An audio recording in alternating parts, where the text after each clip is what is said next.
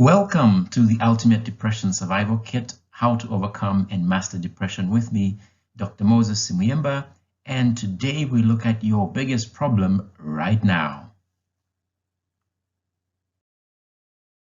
Your biggest problem right now, you ask? Yes, I know it. The biggest problem facing you is that you don't have a bigger problem facing you right now. Let me say that again to you. The biggest problem facing you is that you don't have a bigger problem facing you right now. There are other considerations that one needs to have when thinking about depression, and sometimes it can be factors such as life seeming meaningless. You might have done a lot, achieved a lot, things might seem to be going okay, but you just have a sense of meaninglessness of life. Like, what is the point of all this struggle, all this work, all these things we're doing? What is the ultimate purpose of it at the end of the day? And sometimes you can also be too focused on your own struggles and your own world. Other people also sometimes might wonder about what their life means in terms of the deeper meaning. And so these are some of the factors to consider. But sometimes it may not even be you. It may be that you might feel hurt from seeing others suffering, and that can bring additional pain and a sense of helplessness and hopelessness to you. And then you ask yourself also, well, what is the meaning of life then? So what do I mean when I say a bigger problem? Well, a bigger problem can be a cause that you are passionate about, something you want to help the world or people around you with. It can be your greater purpose. What is your purpose in life? Have you figured out what you're here for, what you're ultimately intended to do, and what you can live passionately for? So it can be about greater purpose. And it can also be about helping others. Sometimes we don't value enough the things we know, that our experiences, what we've been through, and how that can help other people if we let that guide us and let that lead us to know how to help others. So that is what I mean by saying you need a bigger problem. You need to think about something greater than yourself, greater than your current circumstances, greater than your past, something that you can live for and something to which you can channel your energy beyond yourself. It is about thinking about other people beyond just you. This is my latest book, Destiny on Purpose. You can find it on Amazon as well as in the links that I provide here.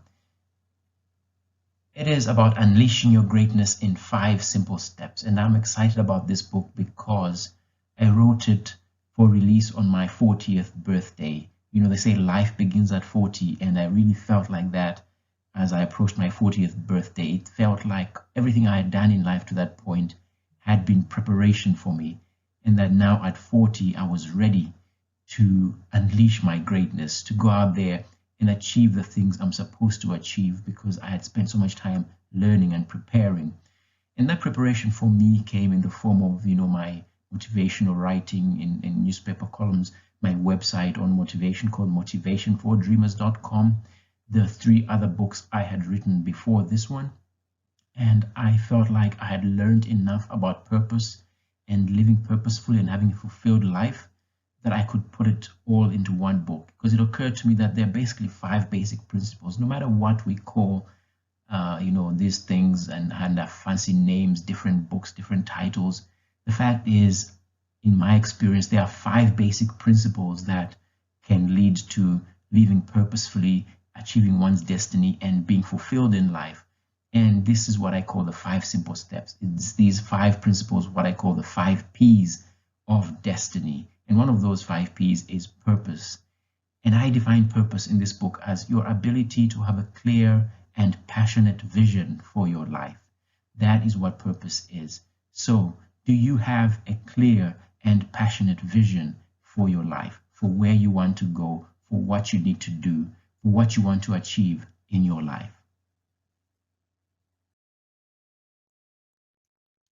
Panning for Gold, a story about purpose. A frustrated young man went to see the wise man in his village. "I don't know what to do with my life. How do I find my purpose?" the young man asked. "Follow me," said the old man. Silently, they trudged together to a faraway river where they found dozens of prospectors panning for gold. "There are 3 types of prospectors here," the sage said. "What do you mean?" the young man inquired. "There are those that strike gold straight away. Excited, they take their plunder, cash it in, and live comfortably for the rest of their lives. Then there are those who pan for years. They know that there is gold here, and they have seen others strike it rich, so they persist until they too find the gold they've been searching for." "What about the 3rd type?" asked the young man. "They are the individuals who get frustrated that they haven't found what they are looking for. So after a day, a week, or a year or more, they give up, walk away, and never find gold." Slightly confused, the young man asked, "What has this got to do with finding my purpose?" "Oh, yes, the age-old question." The old man smiled and looked his companion in his eye. "There are those in life who look for their purpose and seem to find it almost immediately. From a young age, they have a clear sense of purpose and pursue their dreams with energy and enthusiasm. Some others must look a bit harder, perhaps for many years, but if they persist and keep looking, they will find something to live for. Finally, there are those who want to know their purpose, but they become frustrated with the search and give up too soon, returning to a life of meaningless wandering." "Can anyone find their purpose?" "Is there gold in the river?" the wise man responded. "So how do I find my own purpose?" "Keep looking." "But what if I want to find it quicker?" "Son, there are no guarantees that you will be able to find it quickly. The only guarantee is that if you give up and stop looking for it, you'll never find it." The young man looked despondent, feeling that he had wasted his time with the old man. He felt a reassuring hand on his shoulder. "I can sense your frustration, but let me assure you, if you can find your true calling in life, you will live with passion, make the world a better place, be richer than you could imagine, and feel as though the very face of God himself is smiling upon you. That may happen next week, next year, or in the years ahead, but the search will be worth it, and your life will never be the same again. So for now, your purpose is to find your purpose."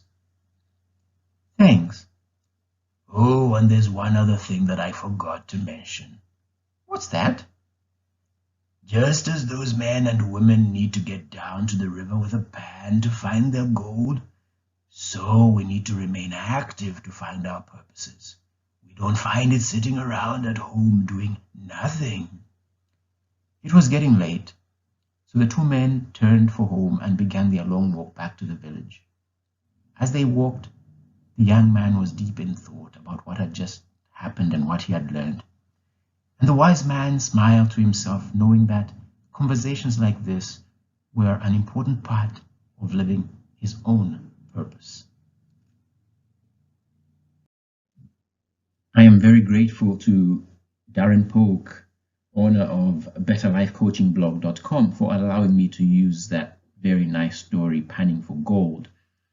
And I say in my book that if I stopped there to talk about purpose, I would have achieved everything I needed to achieve in that chapter, probably more or less, because that story is such a powerful illustration of what it takes to find purpose and how we continuously need to be looking for our purpose until we find it.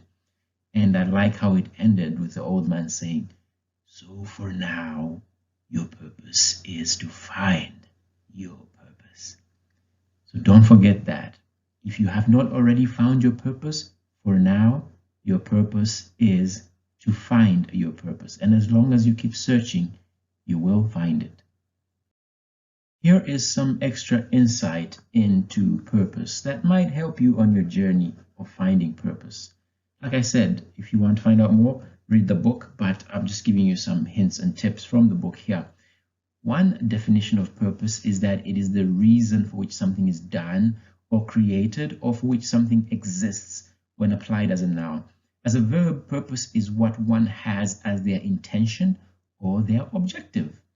So I summarize in the book that when you have purpose, you therefore are pursuing that which you are most capable of doing. The idea here is that we are all designed for purpose. Everything is designed for a purpose. A car is designed to move from A to B. A book is designed to be read. TV is designed to be watched. And as a Christian, I believe God designed us with a purpose, each one of us. And so he put into us the abilities, the talents, the gifts that would allow us to fulfill our purpose. We might need to develop those further, but by and large, you find God puts those interests and those gifts into you. And it is up to you to find out what those are and to utilize them, so that when you pursue your purpose, you are therefore pursuing that which you are most capable of doing. Having said that, you realize quickly that finding purpose starts with knowing yourself. And that is why, if you remember, on day 3, we covered the biggest secret to overcoming depression, and that is understanding yourself and realizing that you are the key. And it starts with knowing your natural gifts and talents as one step, knowing your personality and so on. And I did share also in that about the DISC and Myers-Briggs personality assessment test. If you need to go back to that and read more about that, or look up in the workbook, you will find links to those. It is about knowing your values. But you know, purpose is a progressive thing. You build on it progressively. So you might understand your purpose now a certain way, but if you're on the right track, this is the amazing thing. It does not change. You simply add layers to it. So you might understand it a certain way now, and as you pursue that way now, you find as you go along, it becomes clearer. You add another layer to it that becomes progressive and progressive with time. So you get a deeper understanding with time the longer you pursue your purpose. If you're on the right track, as I've said, it will not change. It will simply be levels of that purpose. But if you keep having to change your purpose every now and then you certainly need to keep looking and need to find your purpose. So one thing you can do immediately, and I cover this in the book also, is work on your personal mission statement and personal vision statement. And I cover the differences of these two in the book, but also talk about how you can go about crafting them. This is my personal mission statement, and I did share this in another video. And it simply says, I am a student and teacher of self-actualization through love and faith in self and others, and dedication to the truth with God's guidance. And so my passion is always to bring out the best in people, to bring out the best in myself, to develop myself personally, and to be self-actualized, meaning to achieve everything that I can possibly achieve in life. And my values are there: faith, love, and truth. And of course, I value God and his word. So those are the important things to me. In terms of my vision, I've also written that out. Vision can be longer statements, so it is longer, and I haven't shared it here. But in the book, I go in more detail on how to cover that. So these are things that you can write and change with time, add, edit with time, revise with time as you go along, and things become clearer to you. It might seem like a very short and simple statement, but believe me, it took me many years just to get to that and realize what is most important to me. But I would have never arrived at this if I had never started searching, right? So it is important that you pursue the greater meaning of your life. Finding purpose and greater meaning to life can give you a fresh focus, new energy, new determination. It can give you discipline, both the process of finding that purpose and meaning, as well as the process of fulfilling it. It can give you more pleasure in life, and it can give you new learning. It is an opportunity for growth, an opportunity to think of something beyond your daily struggles, beyond your daily life, and something to look forward to that has a greater meaning, a greater depth, a greater impact on other people other than just yourself and your immediate surroundings. Other than purpose, there are other ways to find greater meaning in life or make a greater contribution. For instance, you can join or support a charitable cause. This can be very rewarding, and you never know the difference you can make to other people, whether it's donating your time or your money or other resources. You can make a huge difference to other people. And this makes a huge difference to yourself in the long run in terms of how you feel about yourself, your self-esteem, and your sense of what you can contribute to the world and your importance to the world. If you don't have money and things like that, or material things to give, you can always donate your time. Time is something we all have, and we all choose to use the same limited resource. You can choose to use it one way or the other. So not only money can be an asset you can give your time as well. That is an important asset. Donate your time to a charitable cause, or donate your time to those in need. That is so powerful. You never know just what your presence can do to help somebody. For instance, we talked about isolation and so on. You can visit people, whether it's in prison, in hospital, in old people's homes. That is a way to donate your time and to make a difference to somebody. You never know what your visit to somebody in an old people's home that never gets a visit, how that can change their life dramatically. It is such little things that can help you to find greater meaning in your own life and to help others through their own suffering, their own pain. And therefore you become less focused on your own pain, your own issues. And that can be a great source of healing, a great source of moving forward in your journey of depression. And also you can help others in a similar situation, people who might be going through depression as well, or other mental illness. Because once you've gone through it, you can empathize, and that's a valuable asset. You understand people better.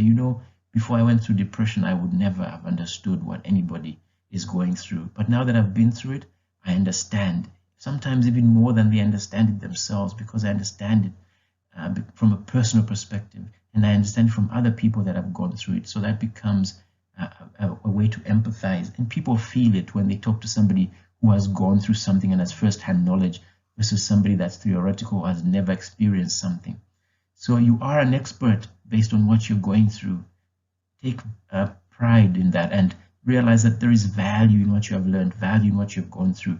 That is why I prepared this Ultimate Depression Survival Kit, because I realized that, hey, what I know is valuable for somebody. It can help somebody out there. And that is the same for your situation. You can be valuable based on your experience, your depression. It can be a situation of turning your lemons into lemonade. So as we close, the value of seeking greater meaning is that your own struggles seem smaller, sometimes minute compared to what you are focused on outside of yourself, whether that is your purpose or just helping other people, finding greater meaning, being of assistance to others that may be struggling in various ways. You start appreciating the little things in your life more. And that's a powerful thing. When you see what other people are going through, sometimes it helps you realize that your problems are not as big as you thought they were. When you're stuck in your own mind, in your own world, those problems can magnify themselves and seem so huge. They can seem like monsters. When you're focused on outside of yourself too, those problems become smaller and more manageable. And you learn to give freely, plus you connect more deeply with other people, and that is just a priceless thing.